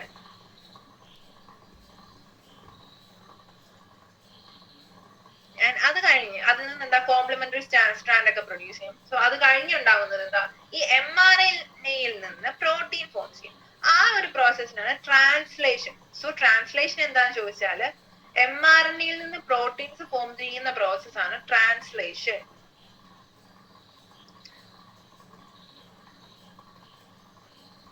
സോ mRNAയിൽ നിന്ന് എന്തുണ്ടാവുന്നു, പ്രോട്ടീൻസ് ഫോം ചെയ്യുന്നു. ആ ഒരു പ്രോസസ്സിന് പറയുന്ന പേരാണ് ട്രാൻസ്ലേഷൻ. ഇത് 3 പ്രോസസ്സിനെയും കൂടെ ഒരുമിച്ച് പറയുന്ന പേരാണ് സെൻട്രൽ ഡോഗ്മ. സോ ഇതിൽ നിന്ന് നമുക്ക് എന്ത് മനസ്സിലായി, DNA നിന്ന് എങ്ങനെ പ്രോട്ടീൻസ് ഫോം ചെയ്യുന്നു എന്നുള്ള കാര്യം നമുക്ക് എക്സ്പ്ലെയിൻ ചെയ്യാൻ സാധിച്ചത് സെൻട്രൽ ഡോഗ്മ വഴിയാണ്. അപ്പോ ആദ്യം DNA ഉണ്ട്, DNAക്ക് റിപ്ലിക്കേഷൻ നടക്കും, അതായത് സെൽഫ് കോപ്പീസ് ഫോം ചെയ്യും. ആ DNAക്ക് എന്ത് നടക്കും, ട്രാൻസ്ക്രിപ്ഷൻ നടക്കും. ട്രാൻസ്ക്രിപ്ഷൻ നടന്ന് mRNA ഫോം ചെയ്യും. ആൻഡ് mRNAക്ക് ട്രാൻസ്ലേഷൻ എന്ന് പറയുന്ന പ്രോസസ്സ് നടക്കും. അതിൽ നിന്നാണ് പ്രോട്ടീൻ ഫോം ചെയ്യുന്നത്. സോ ഇതാണ് central dogma of molecular biology. പിന്നെ നമ്മൾ പഠിച്ചത് എന്താ, നേരിട്ടുള്ള ട്രാൻസ്ലേഷന്റെ കാര്യം. ആൻഡ് ചില ഓർഗാനിസം, അതായത് ഈ വൈറസസിലൊക്കെ എന്ത് സംഭവിക്കും, flow of information is in reverse direction. എന്ന് വെച്ചാൽ ഇത്രയേ ഉള്ളൂ, നമുക്ക് നമ്മുടെ ശരീരത്തില് DNA-യിൽ നിന്ന് RNA ആയിരിക്കും ഉണ്ടാവുക. ഈ വൈറസിന്റെ ഒക്കെ കാര്യം നമുക്കറിയാം അല്ലെ, അവരില് DNA ഉണ്ടോ, ചിലതിനകത്തുണ്ട്, ചില DNA വൈറസ് ഉണ്ട്, പക്ഷെ അവരില് DNA-യിൽ നിന്ന് കോപ്പി ഉണ്ടാവുന്നത് RNA-യിൽ നിന്നാണ്. സോ RNA-യിൽ നിന്ന് DNA ഉണ്ടാവുന്ന പ്രോസസ്സിന് പറയുന്ന പേരാണ് റിവേഴ്സ് ട്രാൻസ്ക്രിപ്ഷൻ. സോ DNA-യിൽ നിന്ന് RNA, mRNA ഉണ്ടായ ട്രാൻസ്ക്രിപ്ഷൻ, RNA-യിൽ നിന്ന് DNA ഉണ്ടാവുകയാണെങ്കിലോ റിവേഴ്സ് ട്രാൻസ്ക്രിപ്ഷൻ. അത് കൂടുതൽ നടക്കുന്നത് ഈ വൈറസസിലൊക്കെയാണ്. അപ്പൊ ജസ്റ്റ് ആ ടേം എന്ന് അറിഞ്ഞിരുന്നാൽ മതി കേട്ടോ. DNA-യിൽ നിന്ന് RNA ഉണ്ടാവുന്നത് ട്രാൻസ്ക്രിപ്ഷനും, RNA-യിൽ നിന്ന് DNA ഉണ്ടാവുന്നത് റിവേഴ്സ് ട്രാൻസ്ക്രിപ്ഷൻ ആയിരിക്കും. ആൻഡ് ഇവിടെ ഇതിനെന്തെങ്കിലും എക്സാമ്പിൾ ചോദിക്കുകയാണെങ്കിൽ HIV വൈറസിലൊക്കെ റിവേഴ്സ് ട്രാൻസ്ക്രിപ്ഷൻ ആണ് നടക്കുക. So can you suggest a simple name to the പ്രോസസ്സിന്? ആൻസർ എന്തായിരിക്കും, റിവേഴ്സ് ട്രാൻസ്ക്രിപ്ഷൻ ആണ് വരുന്നത്. ഈ സെൻട്രൽ ഡോഗ്മ ക്ലിയർ ആണോ?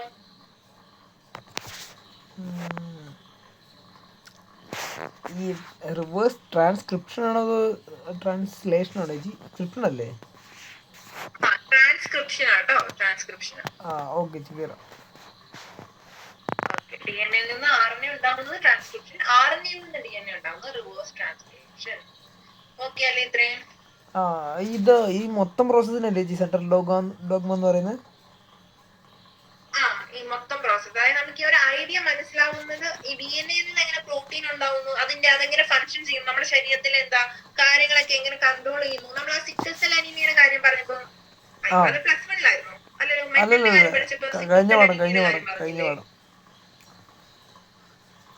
കഴിഞ്ഞ മറ്റേ പാഠത്തിനകത്തുണ്ടായിരുന്നു സിക്കിൾ സെൽ അനീമിയ. അതെ, മെന്റലിന്റെ ചാപ്റ്റർ ഉണ്ടായിരുന്നു അല്ലേ. അന്നേരം നമ്മൾ നോക്കിയായിരുന്നു എന്താ, DNA-യുടെ ഒരു പോർഷൻ ഒരു ചേഞ്ച് വരുന്നു, പിന്നെ അതിൽ നിന്നുണ്ടാവുന്ന mRNA-ക്ക് ചേഞ്ച് വരുന്നു, അതിൽ നിന്നുണ്ടാവുന്ന പ്രോട്ടീനും ചേഞ്ച് ആവുന്നു. കാരണം അവിടെ അങ്ങനെ ഒരു പ്രശ്നം വരാൻ കാരണം എന്താ, നമ്മുടെ ശരീരത്തിൽ DNA-യിൽ നിന്ന് ട്രാൻസ്ക്രിപ്ഷൻ നടന്നാണ് mRNA ഉണ്ടാവുന്നത്, അതിന് ട്രാൻസ്ലേഷൻ നടന്നാണ് പ്രോട്ടീൻ ഉണ്ടാവുന്നത്. അപ്പൊ DNA-യിൽ എന്തെങ്കിലും ഒരു മിസ്റ്റേക്ക്, ഒരു ചേഞ്ച് ഉണ്ടെങ്കിൽ അതെന്തിനെ ബാധിക്കും, mRNA ഫോർമേഷനെയും പ്രോട്ടീൻ ഫോർമേഷനെയും ഒക്കെ ബാധിക്കും. അപ്പൊ ഈ ഒരു ഐഡിയ, ഈ ഒരു കാര്യം ആദ്യമായിട്ട് ഒരു പ്രൂവ് ചെയ്യുന്നത് അല്ലെങ്കിൽ അതിനെ പ്രപ്പോസ് ചെയ്ത ആളാണ് ഫ്രാൻസിസ് ക്രിക്ക്. ആൻഡ് അദ്ദേഹം അതിന് പറഞ്ഞ പേരാണ് central dogma of molecular biology. ചുരുക്കി പറഞ്ഞ DNA-യിൽ നിന്ന് പ്രോട്ടീൻ എങ്ങനെ ഉണ്ടാവും എന്നുള്ള ഒരു ഐഡിയ, അതാണ് central dogma. Clear? Okay. So അടുത്തത് പാക്കേജിംഗ് ഓഫ് DNA ഹെലിക്സ്. അതായത് നമ്മളിപ്പോ DNA-യുടെ സ്ട്രക്ചറിന്റെ കാര്യം പറഞ്ഞല്ലേ, ഇനി നമുക്ക് പറയാനുള്ളത് അതെങ്ങനെയാ അതിന്റെ അകത്ത് കാണുന്നത്. നമ്മൾ നേരത്തെ ബയോടെക്നോളജിയിൽ അതിന്റെ ഒരു എന്തായിരുന്നു, കുറച്ച് എൻസൈംസ് യൂസ് ചെയ്ത് DNA നമ്മൾ സെപ്പറേറ്റ് ചെയ്ത് എടുക്കുന്ന കാര്യം പറഞ്ഞപ്പോ ഹിസ്റ്റോൺസിന്റെ കാര്യമൊക്കെ പറഞ്ഞു. സോ അതിന്റെ സ്ട്രക്ചറിന്റെ കാര്യങ്ങളൊക്കെയാണ് packaging of the DNA helix നമുക്ക് പറയാനുള്ളത്. സോ നമ്മൾ നേരത്തെ പറഞ്ഞ എന്താ, രണ്ട് ബേസ് പെയർസ് തമ്മിലുള്ള ഡിസ്റ്റൻസ് നമ്മൾ പറഞ്ഞു എത്രയായിരുന്നു, 0.34 നാനോമീറ്റേഴ്സ്. രണ്ട് ബേസ് പെയർസ് തമ്മിലുള്ള ഡിസ്റ്റൻസ് ആണ് 0.34 നാനോമീറ്റേഴ്സ്. നമ്മൾ സിംപ്ലി അതിനകത്ത് നമ്മുടെ ഹ്യൂമൻ ബോഡിയിലുള്ള DNA-യുടെ ലെന്ത് കാൽക്കുലേറ്റ് ചെയ്യുകയാണെങ്കിൽ ഓൾമോസ്റ്റ് എത്ര ഉണ്ടാവും, ഓൾമോസ്റ്റ് 2.2 മീറ്റേഴ്സ്. അതെത്രയാ, അത് ജസ്റ്റ് ഒരു സിംഗിൾ സെല്ലിലെ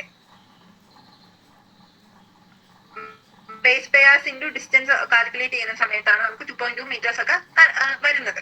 സോ അത്രയും ലെന്ത് ഉള്ള ഒരു ഇതിനെ നമ്മൾ എങ്ങനെ നമ്മുടെ ന്യൂക്ലിയസിനുള്ളിൽ അറേഞ്ച് ചെയ്തിരിക്കുന്നു അതിനെ കുറിച്ചാണ് ഈ ഒരു പോർഷനിൽ നമുക്ക് പറയാനുള്ളത്. സോ നമ്മുടെ ബോഡിയിൽ DNA-നെ പാക്ക് ചെയ്യുന്ന സമയത്ത് അതിന്റെ കൂടെ രണ്ട് മോളിക്യൂൾസ് കാണും, ഹിസ്റ്റോൺ മോളിക്യൂൾസ് എന്ന് പറയും. സോ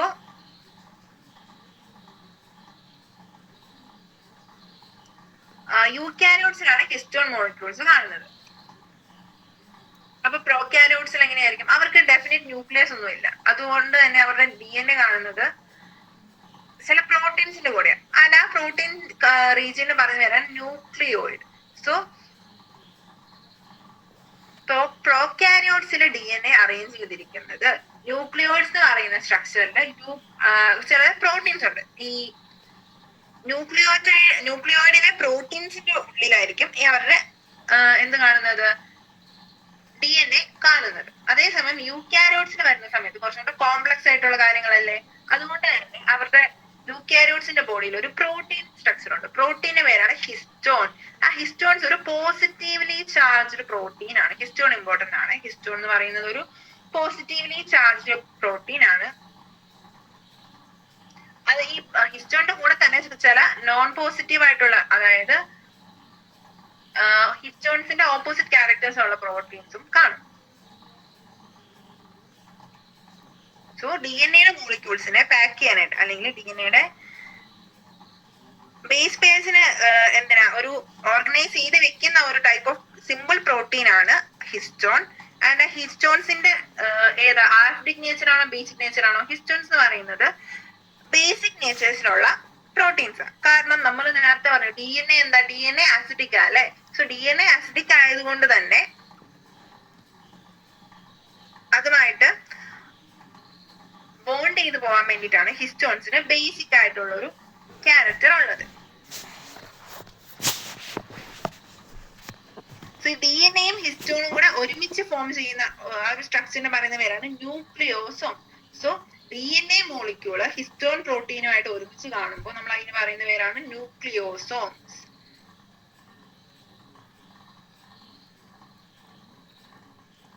ഇത്രയും ഓക്കെയാണോ?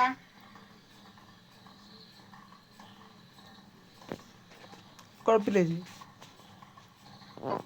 So packaging of DNA helix നമ്മൾ ആദ്യം പറഞ്ഞത് നമ്മുടെ DNA-യുടെ ബേസ് പെയർസിന്റെ ലെങ്ത് ഓൾമോസ്റ്റ് 0.34 meters ആണ്. ആ ഒരു ലെങ്ത് വെച്ച് നമ്മുടെ ബോഡിയിലെ എല്ലാ ബേസ് പെയർസും കൂടെ കൗണ്ട് ചെയ്യുകയാണെങ്കിൽ DNA-യുടെ ലെങ്ത് ഓൾമോസ്റ്റ് 2.2 meters വരെ നമുക്ക് വരും.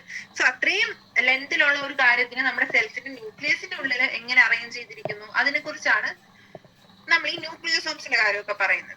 സോ പ്രോകാരിയോട്സിൽ എന്താ അത്രയ്ക്ക് ഡിഫൈൻഡ് ആയിട്ടുള്ള ന്യൂക്ലിയസ് ഒന്നും ഇല്ല. അതുകൊണ്ട് തന്നെ അവരുടെ DNA എന്ന് പറയുന്നത് ചില പ്രോട്ടീൻസ് ഹോൾഡ് ചെയ്ത് വെക്കുകയാണ് ചെയ്യുന്നത്. ആ പ്രോട്ടീൻസിന് പറയുന്ന പേരാണ് ന്യൂക്ലിയോയിഡ്.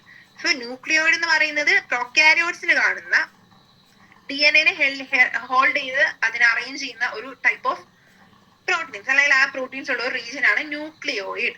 അതേസമയം യൂക്യാരിയോട്സിൽ വരുമ്പോഴോ അവിടെ കുറച്ച് പോസിറ്റീവ്ലി ചാർജ്ഡ് ബേസിക് പ്രോട്ടീൻസ് ഉണ്ട്. അതാണ് ഹിസ്റ്റോൺ. ഹിസ്റ്റോണിന്റെ ചാർജ് എന്ന് പറയുന്നത് എന്താ? ഹിസ്റ്റോൺസിന്റെ ചാർജ് എന്തോ ബേസിക് അല്ലേ? ഹിസ്റ്റോൺസ് ബേസിക് ആണ്. അത് മാത്രമല്ല അതെന്താ, അത് പോസിറ്റീവ്ലി ചാർജ് ആയിട്ടുള്ള ബേസിക് ആയിട്ടുള്ള മോളിക്യൂൾസ് ആണ് ഹിസ്റ്റോൺസ്. സോ DNA എന്ന് പറയുന്നത് ആസിഡിക് ആയിട്ടുള്ള മോളിക്യൂൾ. സോ അത് രണ്ടും തമ്മിൽ എന്ത് ചെയ്യുന്നു? ബോണ്ട് ചെയ്യുന്നു. സോ അങ്ങനെ ഓർഗനൈസ് ചെയ്ത് ഫോം ചെയ്യുന്ന ഒരു സ്ട്രക്ചറാണ് ന്യൂക്ലിയോസോം.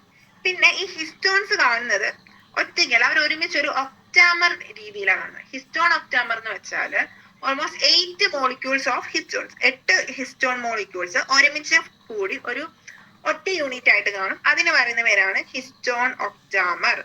8 ഹിസ്റ്റോണുകൾ ഒരുമിച്ച് കൂടി ചേർന്ന ഒരു സ്ട്രക്ചർ. സോ ഒക്ട എന്ന് വെച്ചാൽ നമുക്കറിയാം ഒക്ടഗൺ എന്താ? 8 sided ഫിഗർ അല്ലെ, 8 sided പോളിഗൺ ആണ് ഒക്ടഗൺ. അതുപോലെ തന്നെ ഒക്ടാമർ എന്ന് വെച്ചാൽ ഹിസ്റ്റോണിന്റെ 8 മോളിക്യൂൾസ് ഒരുമിച്ച് കാണുന്ന ഒരു യൂണിറ്റ് ആയിട്ട് കാണുന്നതിനെയാണ് ഹിസ്റ്റോൺ ഒക്ടാമേഴ്സ് എന്ന് പറയുന്നത്.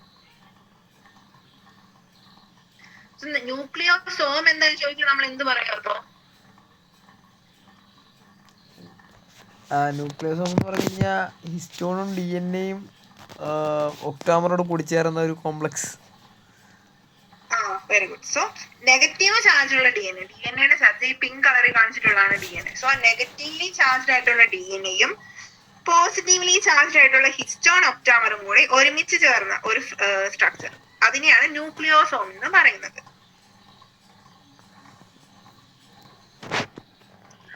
പിന്നെ a typical nucleosome contains 200 base pairs of DNA helix. Nucleosomes constitute the repeating unit of a structure in the nucleus called chromatin.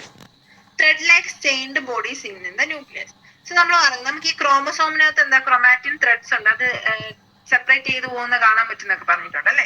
So അതുപോലെ തന്നെ ഈ ക്രൊമാറ്റിനകത്ത് കാണുന്ന എന്താ ന്യൂക്ലിയോസോംസിന്റെ റിപ്പീറ്റഡ് ആയിട്ടുള്ള സ്ട്രക്ചറിനെയാണ് നമ്മൾ ക്രൊമാറ്റിൻ ത്രെഡിനകത്ത് കാണുന്നത്.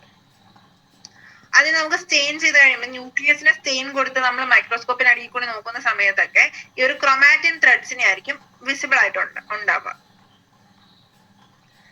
സോ ഈ ക്രോമാറ്റിനകത്ത് നമ്മൾ ഈ ന്യൂക്ലിയോസോമിനെ എങ്ങനെയായിരിക്കും കാണുന്നത്? ഈ ഒരു സ്ട്രക്ചർ കണ്ടോ, ഇതിനകത്ത് ഈ ത്രെഡ് ലൈക്ക് സ്ട്രക്ചർ, ഈ ഒരു വര പോലെ കാണുന്നതാണ് ക്രോമാറ്റിൻ. അതിനകത്ത് ഈ ഓരോ മുത്ത് പോലെ ബീഡ് ലൈക്ക് സ്ട്രക്ചർ എന്ന് പറഞ്ഞിട്ടില്ലേ, ആ ബീഡ്സ് എന്താ, ആ ബീഡ്സ് ആണ് അതിനകത്ത് ന്യൂക്ലിയോസോംസ് എന്ന് വെച്ചാൽ DNA-യും ഹിസ്റ്റോൺസും കൂടിയുള്ള കോംപ്ലക്സ്. അത് മനസ്സിലായോ? Okay. So nucleosomes in chromatin are seen as bead-on string structure when viewed under electron microscope. Electron microscope-ലൂടെ നോക്കുന്ന സമയത്ത് നമുക്ക് എന്ത് കാണാൻ പറ്റും? ന്യൂക്ലിയോസോംസിനെ ക്രൊമാറ്റിനകത്ത് bead like structure, bead on string structure ആയിട്ടായിരിക്കും വിസിബിൾ ആയിട്ട് ഉണ്ടാവുക.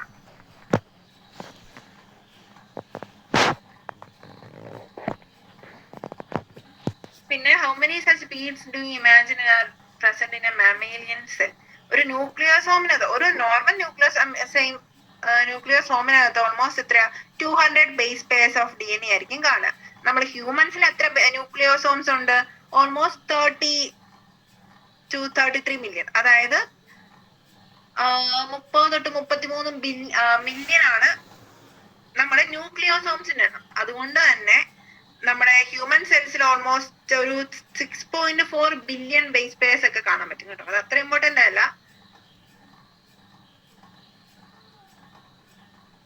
ന്യൂക്ലിയോസോംസ്, ഹ്യൂമൻസിലെ ന്യൂക്ലിയോസോംസിന്റെ എണ്ണം ഓൾമോസ്റ്റ് 30 to 33 മില്യൺ ആണ്.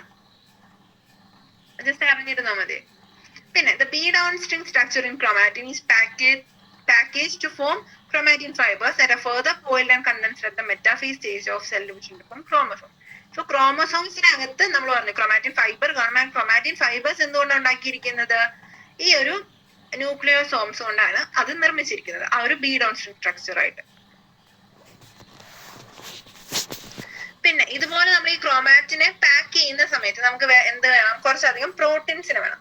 അതിന് വരുന്ന വരാം നോൺ ഹിസ്റ്റോൺ ക്രോമസോമൽ പ്രോട്ടീൻസ് അല്ലെങ്കിൽ NHC പ്രോട്ടീൻസ്.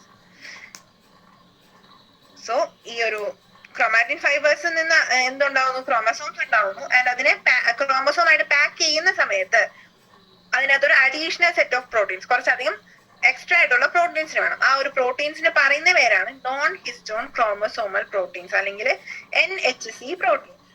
ക്രോമസോം പാക്ക് ചെയ്യുന്ന സമയത്ത് ആവശ്യമായിട്ടുള്ള പ്രോട്ടീൻസ് ആണ് അത്. പിന്നെ നമുക്ക് പറയാനുള്ള 2 ടൈപ്പ് ഓഫ് ക്രോമാറ്റിന്റെ കാര്യമാണ്. സോ ഈ സെൽസിനകത്ത്, ഒരു ന്യൂക്ലിയസിനകത്ത് ചില ഭാഗത്ത് എങ്ങനെയാ ക്രോമാറ്റിൻ ഒക്കെ വളരെ ലൂസ്ലി പാക്ഡ് ആയിട്ടുള്ള റീജിയനും ഉണ്ടാവും. ആൻഡ് ചില സ്ഥലത്ത് ഡെൻസ്ലി പാക്ഡ് അല്ലെങ്കിൽ ടൈറ്റ്ലി പാക്ഡ് ആയിട്ടുള്ള ക്രോമാറ്റിനും നമുക്ക് കാണാൻ പറ്റും. സോ അതുകൊണ്ട് തന്നെ ക്രോമാറ്റിനെ നമ്മൾ 2 ടൈപ്പ് ആയിട്ട് തിരിച്ചിട്ടുണ്ട്, യു ക്രോമാറ്റിനും ഹെറ്ററോ ക്രോമാറ്റിനും. യു ക്രോമാറ്റിൻ എന്ന് വെച്ചാൽ ലൂസ്ലി പാക്ഡ് ആയിട്ടുള്ള അല്ലെങ്കിൽ ലൈറ്റ്ലി സ്റ്റെയിൻ ആവും. നമ്മൾ ആ സെൽസിനെ സ്റ്റെയിൻ ചെയ്യുന്ന സമയത്ത് ലൈറ്റ്ലി സ്റ്റെയിൻഡ് ആയിട്ട് കാണുന്ന ഒരു പോർഷൻ ആണ് യു ക്രോമാറ്റിൻ. അവിടെ എങ്ങനെയായിരിക്കും? അവിടെ ലൂസ്ലി പാക്ഡ് ആയിട്ടുള്ള റീജിയൻ ആയിരിക്കും. അതേസമയം ഹെറ്ററോക്രോമാറ്റിൻ എന്ന് പറയുന്നത് വളരെ ഡെൻസ്ലി പാക്ഡ്, അടുക്കി പാക്ക് ചെയ്ത റീജിയൻ ആയിരിക്കും.